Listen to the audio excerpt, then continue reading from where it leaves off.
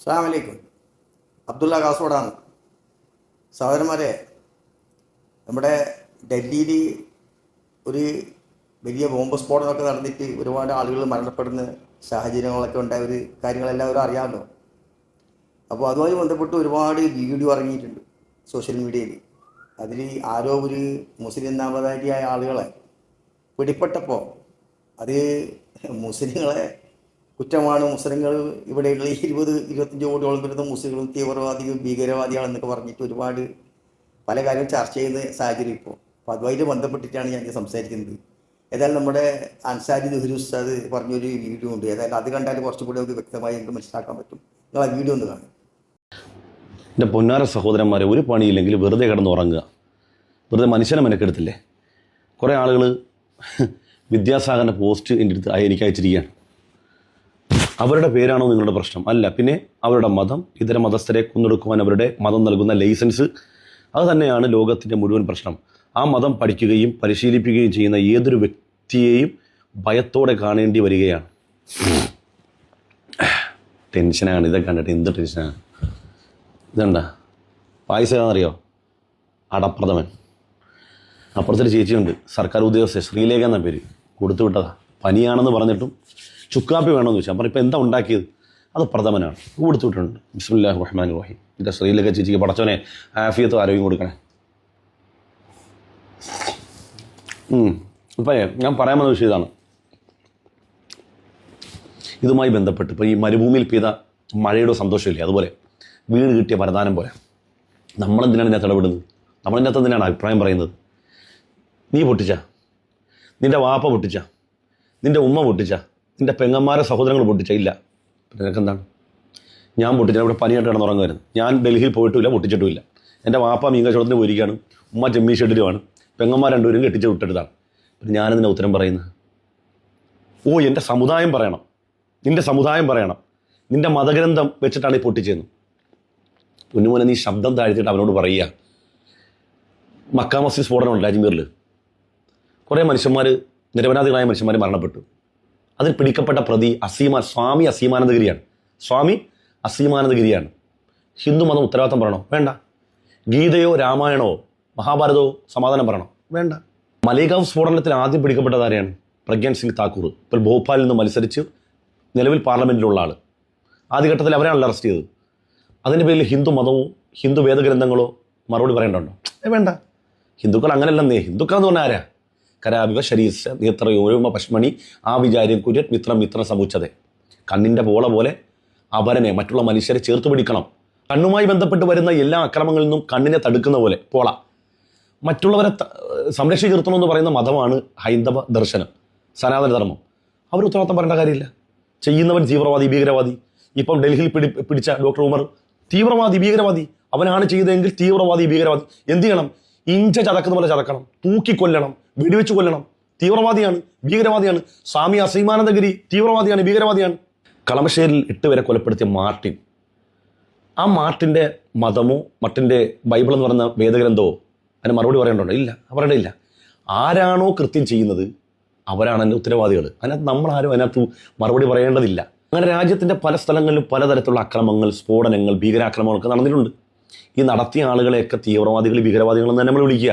മനുഷ്യരെ കൊല്ലുന്നതാണ് തീവ്രവാദം, ഭീകരവാദമെങ്കിൽ അതാര് നടത്തിയാലും തീവ്രവാദവും ഭീകരവാദമാണ്.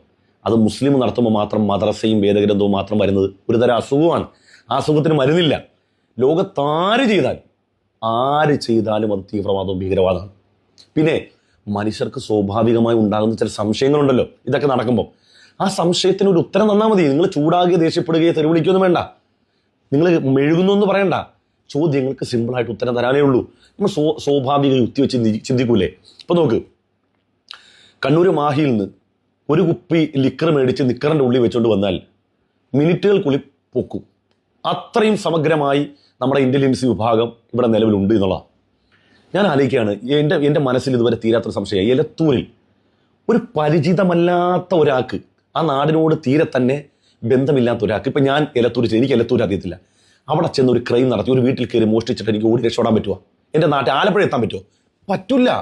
ആ നാടറിയാതെ എങ്ങനെ നമ്മൾ പോകും? വഴി അറിയാതെ. എലത്തൂരിൽ ട്രെയിനിൽ തീ വെച്ചിട്ട് സേഫി ആ ഉൾക്കാടുകളിലൂടെ ഓടി രക്ഷപ്പെട്ട് നോയിഡയിൽ നിന്നാണ് പിടിച്ചെന്ന് തോന്നുന്നു, ഡൽഹിക്കാരൻ നോയിഡയിൽ നിന്ന്. അപ്പോൾ മനുഷ്യർ സ്വാഭാവികമായിട്ട് അവൻ്റെ ബുദ്ധി കൊണ്ട് ചിന്തിക്കും, ഇതെങ്ങനെ പോസിബിൾ ആവും? ഇത് ചോദിക്കുന്നതിന് എന്താ പ്രശ്നം? ഇത്രയും വലിയ ഏജൻസികളുള്ള നാട്ടിൽ മണിക്കൂറുകളോളം ഈ RDX ദിവസങ്ങളോളം സൂക്ഷിച്ചിട്ട് എന്തുകൊണ്ട് കണ്ടെത്താൻ പറ്റുന്നില്ല? പുൽവാമയിൽ അങ്ങനെയല്ലേ, മണിക്കൂറുകളോളം വെടിമരുന്ന് നിറച്ചു വെച്ച ലോറി കിടന്നിട്ട്, ട്രക്ക് കിടന്നിട്ട് കണ്ടെത്തിയില്ല എന്ന് പറഞ്ഞാൽ സ്വാഭാവികമായ ഒരു സംശയം ഉന്നയിക്കും. അതിന് മറുപടി തന്നാൽ മതി. നമ്മൾ മനുഷ്യരല്ലേ, ഞാനാണെങ്കിലും നിങ്ങളാണെങ്കിലും ഒക്കെ സംശയം ചോദിക്കൂലേ? ആ സംശയത്തിന് ഉത്തരം തരാതെ തീവ്രവാദി ഭീകരാന്ന് വിളിച്ചാൽ നിങ്ങളുടെ തൊണ്ടയിലെ വെള്ളം പറ്റുമെന്നല്ലാതെ ഒരു കാര്യമില്ല. ഉത്തരം ഉണ്ടെങ്കിൽ ഉത്തരം പറഞ്ഞാൽ മതി. മനസ്സിലായി? കൃത്യവും വ്യക്തമായ ഉത്തരം പറഞ്ഞാൽ മതി. അപ്പോൾ അതുകൊണ്ട് ഈ ഏതാണെങ്കിലും ലോകത്ത് എവിടെ അക്രമം നടന്നാലും അതിനകത്തൊരു പ്രതി ചേർക്കപ്പെടുന്നവൻ്റെ പേര് മുസ്ലിം ആണെങ്കിൽ ഞാനോ അല്ലെങ്കിൽ എൻ്റെ വാപ്പായോ എൻ്റെ ഉമ്മയൊക്കെ ഉത്തരം പറയണമെന്ന് പറഞ്ഞാൽ നിങ്ങൾ പലരുടെയും പല ആളുകൾ ഉത്തരം പറയേണ്ടി വരും. ഞാൻ നിരത്തിയിട്ടില്ല, നിരത്താനിരിക്കുന്നേ ഉള്ളൂ. ഈ പനി ഒന്ന് മാറിക്കോട്ടെ, അതൊരു സമയം തരുമല്ലോ. പക്ഷെ നമുക്ക് കാണാം. കണ്ടില്ലേ എന്താണ് പറഞ്ഞത്? ഇതൊക്കെയാണ് ഇന്ന് ഈ ഇന്ത്യ രാജ്യത്തിൻ്റെ ഇപ്പോഴത്തെ ഉള്ളടക്കം. ഇപ്പോൾ ഇതൊക്കെ എങ്ങനെ എന്തെന്നുള്ളത് ഇപ്പോൾ നിങ്ങൾക്ക് മനസ്സിലായല്ലോ. ഇപ്പം ഞാൻ കുറച്ചും കൂടി എനിക്കും കൂടെ സംസാരിക്കാൻ ആഗ്രഹമുണ്ട്. നമ്മളെ കേരളത്തിൽ ഒരു മാർട്ടിൻ നിന്നൊരു വ്യക്തി, ക്രിസ്ത്യൻ എന്നാണ് അദ്ദേഹം ബോംബ് വെച്ചിട്ട് ഒരു 9ഓളം ആളുകൾ മരണപ്പെട്ടപ്പോൾ ഈ കേരളത്തിലോ അല്ലെങ്കിൽ ഇന്ത്യയിലോ അല്ലെങ്കിൽ ലോകത്താരെങ്കിലും പറഞ്ഞോ ഇതൊക്കെ ബൈബിളിൻ്റെ കുറ്റമാണ്, ക്രിസ്ത്യാനികളുടെ കുറ്റമാണ്, അവർ മതതീവ്രവാദികളാണെന്ന് ആരും പറഞ്ഞു? ആരും പറഞ്ഞില്ലല്ലോ. അല്ലെങ്കിൽ അവർ പറയാൻ ബാധ്യസ്ഥരാണോ ഏതെങ്കിലും ഒരു നാമധാരി ചെയ്താൽ? ഒരിക്കലുമല്ല. അതുപോലെ തന്നെ ഇപ്പോൾ നമ്മളെ ഓപ്പറേഷൻ സിന്ദൂർ ഉണ്ടായില്ലേ, ഒരുപാട് നിരപരാധികൾ മതം ചോദിച്ചിട്ട് കൊന്നു എന്ന് പറഞ്ഞിട്ട് ഇവിടെ കാശ്മീരിൽ. ആ മതം ചോദിച്ചിട്ട് കൊന്നതിലും അവിടെയും ഒരുപാട് മുസ്ലിങ്ങൾ വെച്ചിട്ടുണ്ട്. കാരണം ഹിന്ദുവിനെ സംരക്ഷിക്കാൻ വേണ്ടി പോയ അതേ സഹോദരി തന്നെ പറയുന്നുണ്ടില്ലേ, ആ മുസ്ലിം സഹോദരനെ കൊണ്ട് ഞാൻ രക്ഷപ്പെട്ടു എന്ന്. അങ്ങനെ മുസ്ലിങ്ങൾ ഇവിടെ മരണപ്പെട്ടിട്ടുണ്ട്. പക്ഷെ അതൊന്നും ചർച്ച ചെയ്യാറൊന്നുമില്ല. അങ്ങനെ ആ ഓപ്പറേഷൻ സിന്ദൂർ നടക്കുമ്പോൾ ഇന്ത്യയുടെ രഹസ്യപരമായ, അതായത് നാവികസേന, വായുസേന, കരസേന, ഇന്ത്യൻ്റെ മറ്റ് പല രഹസ്യങ്ങൾ എല്ലാം ചോർത്തി കൊടുത്ത് ഒരു 28ഓളം മറ്റു ആളുകളെ പിടിച്ചിരുന്നു. എല്ലാം BJPൻ്റെ RSൻ്റെ ഹിന്ദു സഹോദരന്മാരാണ്.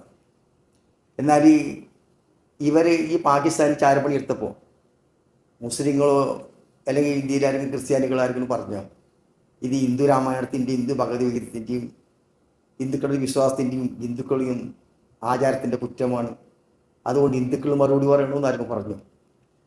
അതല്ല യാഥാർത്ഥ്യം. കാരണം ഇതൊരു മതത്തിൽ പെട്ട ആളുകൾ ചെയ്യുന്നത് മറുപടി പറയേണ്ട കാര്യങ്ങളല്ല. ലോകത്ത് ഒരുപാട് കുറ്റവാളികളും കുറ്റം ചെയ്യുന്ന ആളുകളും പലതും ഉണ്ട്. അതിൽ പെട്ടൊരു ഇതെന്ന് നമുക്കിതിന് പറയാൻ പറ്റും. അവരുടെ ഒരു ബിസിനസ്സാണ്, അവർ കാശ് ഉണ്ടാക്കാൻ വേണ്ടി ചെയ്യുന്ന ഒരു ജോലി എന്നേ നമ്മൾ അതിനെ കണക്കാക്കുന്നുണ്ട്. അല്ലാതെ കണ്ട് അതിന് മതമായിട്ട് ബന്ധമില്ല. അപ്പോൾ ഇങ്ങനെ ഒരു സംഭവം നടക്കുമ്പോൾ അത് മുസ്ലിംസിൻ്റെ ഖുർആനും മുസ്ലിംസിൻ്റെ മദ്രസയും അതുപോലെ തന്നെ പള്ളി, അതുപോലെ തന്നെ പ്രവാചകൻ 1400 6-ാം നൂറ്റാണ്ട്, ഇങ്ങനെയൊക്കെ പറഞ്ഞ് ഒരുപാട് മുസ്ലിങ്ങളെ വിമർശിക്കുന്ന സഹോദരന്മാരോട് നമുക്ക് പറയാനുള്ളത്. യഥാർത്ഥത്തിൽ ഒരു മുസ്ലിം പേരുള്ള ഒരുത്തിനെ പിടിച്ച ഉടനെ തന്നെ നമ്മൾ അത് ഉദ്യോഗസ്ഥന്മാർ തീരുമാനിക്കും കുറ്റവാളികളോ നിരപരാധിയോ എന്നുള്ളത്. അല്ലാതെ കണ്ട് ഈ നിങ്ങളുണ്ടല്ലേ ഈ യൂട്യൂബിൽ ഇങ്ങനെ കണ്ടമാനം പിടിക്കപ്പെട്ടവൻ തന്നെയാണ് തീവ്രവാദി, ഓ തന്നെയാണ് അതിൻ്റെ ഉത്തരവാദി നിർത്തിയത് നിങ്ങൾ ചർച്ച ചെയ്ത് എത്തിക്കുമ്പോൾ പിടിച്ച ഉദ്യോഗസ്ഥന്മാർക്ക് പോലും ചില സന്ദർഭത്തിൽ അവരെ തന്നെ ആക്കി മാറ്റേണ്ട സാഹചര്യം ഉണ്ടായിട്ടുണ്ട് ഇന്ത്യയിൽ. കാരണം എത്രയോ നമ്മൾ 18-20 കൊല്ലമൊക്കെ ജയിലിൽ കിടന്നിട്ട് നിരപരാധി നേരിട്ട് നമ്മൾ ചരിത്രത്തിൽ കണ്ടതല്ലേ നിരപരാധികൾ നിർത്തി. ഇതിൻ്റെ കാരണം എന്താ വെച്ചാൽ ഇത് പോലത്തെ BJPക്കാരും RSകാരും പിടിച്ചവനെ തന്നെ തീവ്രവാദിയാക്കിയിട്ട് മാറ്റാൻ വേണ്ടി ശ്രമിക്കുന്ന എന്തായാലും ഈ കുറ്റം ചെയ്തവൻ രക്ഷപ്പെട്ടു.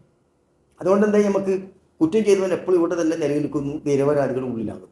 അതുകൊണ്ട് മതത്തിൻ്റെ പേര് പറഞ്ഞ് ദയവ് ചെയ്തിട്ട് ആരും ഇതിനെ ചർച്ചാ വിഷയമാക്കരുത്. കുറ്റം ചെയ്തവനെ തീർച്ചയായിട്ടും ശിക്ഷിക്കണമെന്ന് മാത്രമല്ല, അവന് കുറ്റവാളിയെന്ന് തെളിഞ്ഞാൽ അവനെ മാത്രമല്ല അവൻ്റെ ഇതിരത്തിൽ ജനിച്ച് അവൻ്റെ തലമുറ പോലും പാടില്ല. അങ്ങനെ ആക്കണം. കാരണം ഒരു രാജ്യദ്രോഹം എന്ന് വെച്ചാൽ അത് ഇസ്ലാമിനെ സംബന്ധിച്ചിടത്തോളം നമുക്ക് ചെയ്യാൻ പറ്റുന്നതല്ല. അത് സൗദി അറേബ്യ തന്നെ ഇന്ത്യയോട് മുട്ടാൻ വന്നാലും മുസ്ലിങ്ങൾ തോക്ക് എടുത്തിട്ട് സൗദി അറേബ്യക്ക് നേരെ വെടിയുതിർക്കും. അതാണ് ഇസ്ലാമിൻ്റെ വിശ്വാസം. അതാണ് ഞങ്ങൾ വിശ്വാസത്തെ പഠിപ്പിക്കുന്നുള്ളത്. അല്ലാതെ കണ്ട് നിങ്ങൾ വിചാരിക്കുന്ന പോലെ ഒന്നുമില്ല. നിങ്ങൾ ഖുർആൻ കയ്യും ഖുർആനും പ്രവാചകനൊക്കെ വിമർശിക്കുന്നതോട് നമുക്ക് പറയാനുള്ളത് നിങ്ങളത് പഠിക്കാൻ ശ്രമിക്കണമെന്നാണ്. എന്നാൽ നിങ്ങൾക്ക് നന്മകൾ എത്തിയോ മനസ്സിലാക്കാൻ പറ്റും എന്നുള്ളതാണ്. ഹെവി ചെയ്തുകൊണ്ട് ഇതൊക്കെ വൃത്തിയാക്കി നമ്മുടെ രാജ്യത്തിൻ്റെ സുരക്ഷിതത്വം നിലനിൽക്കാൻ വേണ്ടി ജനങ്ങളുടെ ഇടയിൽ പോലും ഐക്യം ഉള്ളതിനെ ഇല്ലാതെ ആക്കാതെ കണ്ട് ഇങ്ങനെ നിങ്ങൾ വിമർശിച്ച് പോയാൽ, കാരണം എല്ലാ സമുദായത്തിലും ഈ ചിന്തിക്കുന്ന പോലെ തന്നെ ചിന്താഗതി വന്നു പോയാൽ നമ്മുടെ രാജ്യത്തിന് ആപത്താണ്.